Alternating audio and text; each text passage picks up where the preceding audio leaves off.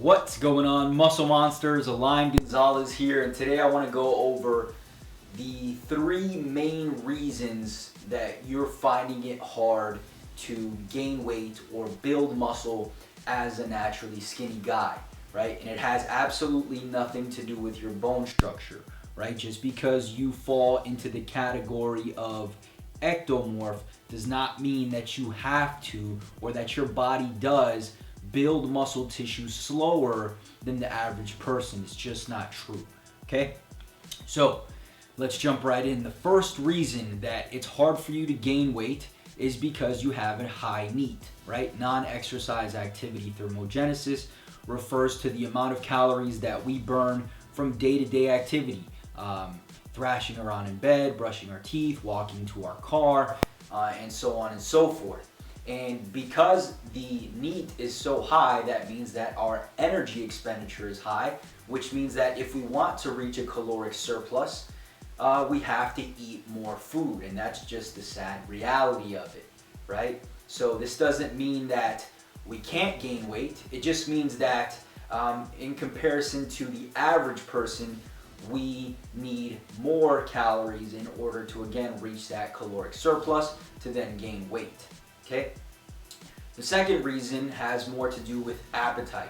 Okay, so we know already, number one, we need more calories. Number two, typically leaner guys like us or naturally skinny guys tend to have a higher insulin sensitivity, right? And what happens is we tend to feel fuller faster. So whenever we consume calories, what happens is we get that immediate insulin spike and we start to feel full quickly, all right?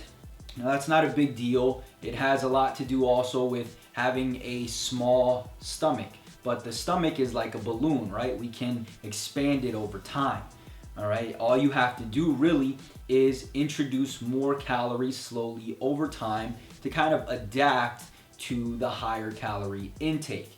All right, and the reason that our stomach is small to begin with is just from, time over the years under eating or not eating much, and again going back to the feeling fuller faster, so we never really build up that stomach capacity. Okay, so if you think of someone who is overweight, they have a big stomach capacity, and then they go through some kind of a surgery to shrink their stomach. Now they can't fit as many calories, they get fuller faster, and thus they lose a bunch of weight. And then lastly, something that we have absolutely no control over is our genetics. We are just predisposed to being thinner, right? And just like someone who is predisposed to being bigger or fat, right? Doesn't mean that they have to stay that way, just like we don't have to stay this way, because our genetics, though we're predisposed to staying or being thin, don't defy the laws of physics, right?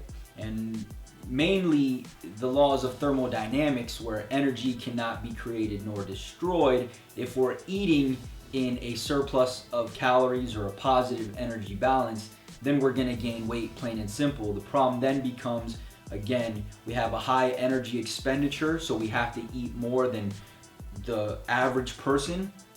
And on top of that, we have a smaller stomach capacity, so we get fuller faster. Both things that we can adjust and adapt to basically by slowly increasing our caloric intake over time to kind of build up that appetite and build up that stomach capacity. And as long as we are eating enough, we're going to gain weight.